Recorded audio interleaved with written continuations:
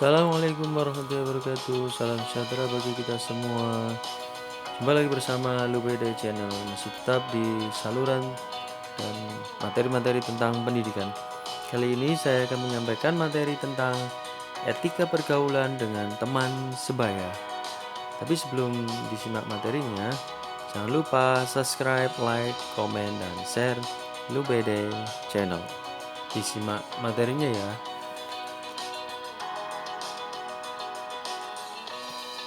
Etika pergaulan dengan teman sebaya mempunyai tujuan, yakni dapat memahami norma-norma atau aturan dalam masyarakat, dapat bersosialisasi dan bergaul dengan teman sebaya sesuai dengan norma-norma atau aturan-aturan dalam masyarakat. Persepsi pergaulan remaja adalah kontak sosial di antara remaja atau dalam kelompok sebaya, atau bisa disebut juga peer group. Kelompok sebaya ini di samping memberikan pengaruh yang positif terhadap perkembangan remaja sebagai anggota kelompok tersebut, juga pengaruh yang negatif. Pengaruh negatif itu maksudnya banyak kelompok teman sebaya itu menjadi racun bagi perkembangan remaja. Dalam menjaga hubungan pertemanan, terdapat banyak kejadian atau permasalahan yang muncul dalam hubungan pertemanan atau persahabatan. Bahkan, hal tersebut bisa berujung pada hubungan yang tidak harmonis lagi. Untuk itu, perlu cara bagaimana dapat menjalin hubungan pergaulan secara harmonis antar teman sebaya. Pengertian etika pergaulan yaitu sopan santun atau tata krama dalam pergaulan yang sesuai dengan situasi dan keadaan serta tidak melanggar norma-norma yang berlaku, baik norma agama, kesopanan, adat, hukum, dan lain-lain. Sedangkan etika juga bisa diartikan sebagai suatu sikap seperti sopan santun atau aturan lainnya yang mengatur hubungan antara kelompok manusia yang beradab dalam pergaulan. Sedangkan pergaulan sendiri berarti kontak sosial di antara remaja atau dalam kelompok sebaya, disebut juga peer group. Kelompok sebaya ini di samping dapat memberikan pergaulan yang positif terhadap perkembangan remaja sebagai kelompok tersebut, juga menimbulkan pengaruh yang negatif. Dilihat dari kejadian psikologis, pergaulan itu dipandang sebagai wahana untuk mewujudkan atau memenuhi kebutuhan insani atau manusia, yaitu kebutuhan sosial. Seperti halnya dilihat dari kajian psikologis, kebutuhan sosial tersebut yaitu yang pertama adalah kebutuhan akan pengakuan sosial, atau disebut juga need for affiliation.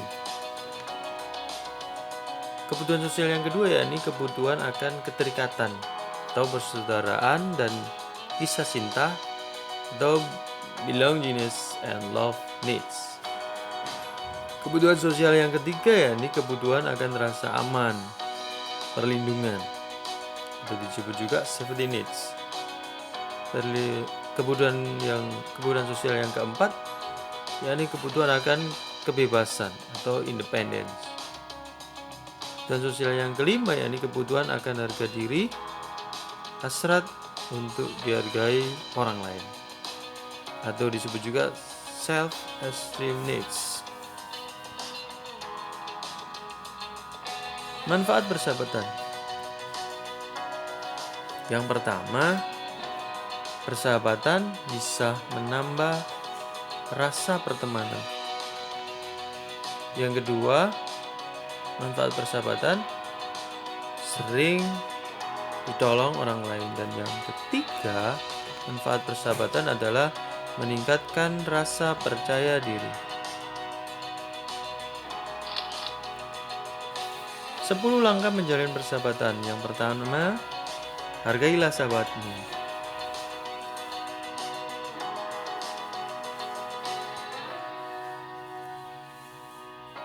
Yakni dengan pikirkanlah apa yang dapat kamu berikan kepada sahabatmu, bukan apa yang dapat kamu peroleh dari persahabatan. Jangan persahabatan hanya demi memperoleh kesenangan, karena jika demikian kamu bukanlah sahabat sejati.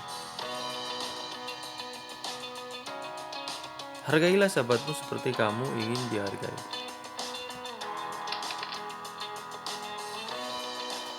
Langkah yang kedua yakni dengan memberikan dorongan. Dukunglah sahabatmu karena sahabat sejati selalu saling menyemangati dan selalu mendorong supaya mereka bersama-sama dapat menjadi yang terbaik dan bukan saling menjatuhkan apalagi menjelek-jelekan. Sahabat sejati turut bahagia ketika sahabatnya berhasil mencapai apa yang diinginkannya atau prestasi dan tidak merasa tersaing. Yang ketiga yakni dengan bersedia memaafkan.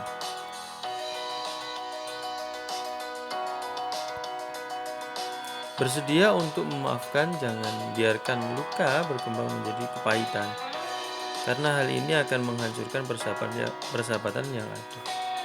Bahkan kesalahan yang diperbuat oleh sahabatmu, dan jangan biarkan luka itu merusak persahabatan. Langkah yang keempat yakni dengan jangan tinggalkan sahabatmu. Jangan biarkan sendiri setelah dia melakukan kesalahan. Bersahabatlah dan tuntutlah dia untuk berubah. Sadarlah bahwa tidak ada orang yang sempurna. Langkah yang kelima yakni jadilah sahabat yang dapat diandalkan. Yakni dengan sahabat dapat menempatkan diri dan posisi konsisten antara ucapan dan perbuatan. Langkah yang keenam, jangan mengontrol sahabatmu. Jangan mencoba untuk mengontrol sahabatmu, bukan berarti harus selalu bersama-sama. Memang akan sangat menyenangkan bila dapat selalu bersama dengan orang yang kita sayangi. Namun ingat, sahabat kita itu bukan monopoli kita sendiri, karena ia juga mempunyai teman lain selain kita. Untuk itu jangan merasa dikhianati ketika temanmu bergaul dengan orang lain. Sebaiknya usahakan kamu juga dapat berteman dengan mereka. Dan ini akan membuat kita dan sahabat kita lebih menghargai satu dengan yang lainnya. Langkah yang ketujuh yakni dengan bergembira saat senang maupun susah. Selalu ada di saat senang maupun susah. Jangan hanya ada saat senang saja.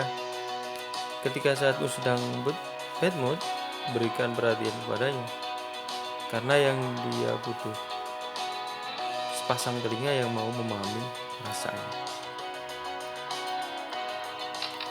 Langkah yang ke-8 yakni dengan menghargai dia apa adanya.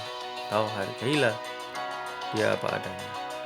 Menerima apa adanya sahabatmu. Jangan menuntut sahabat kita untuk bereaksi dengan cara yang sama seperti yang biasa kita lakukan.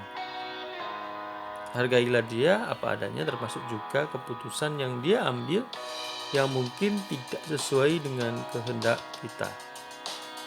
Langkah yang ke-8 yakni dengan berusaha menjaga rahasia.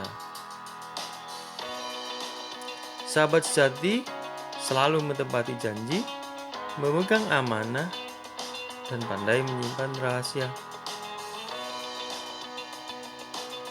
Jangan membuka aib sahabat, pandai-pandailah menjaga rahasianya.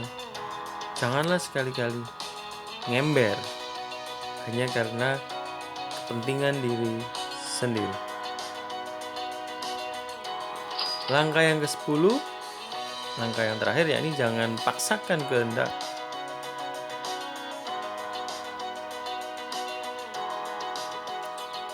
Jangan biarkan perbedaan pendapat menghancurkan persahabatan hanya karena beda persepsi.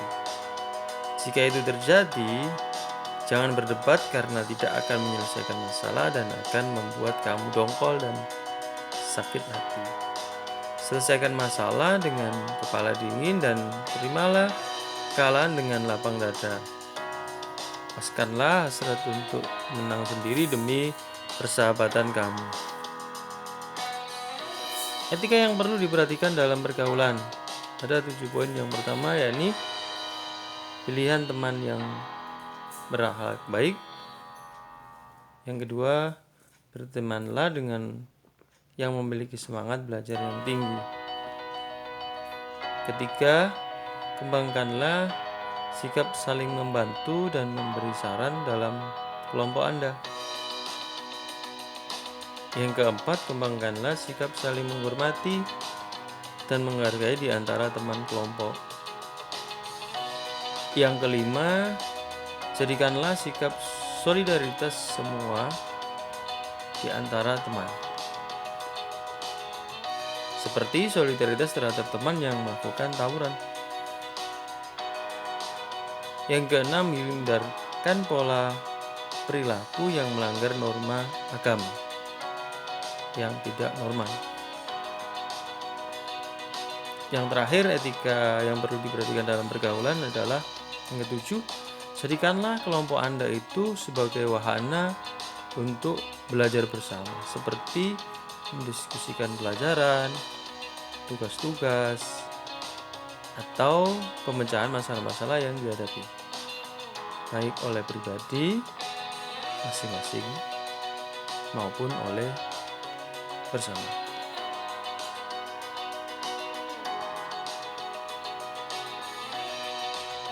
Terima kasih telah menyimak materi kami. Jangan lupa subscribe, like, komen, dan share Lubede Channel. Sampai jumpa di materi-materi berikutnya. Terima kasih. Dadah.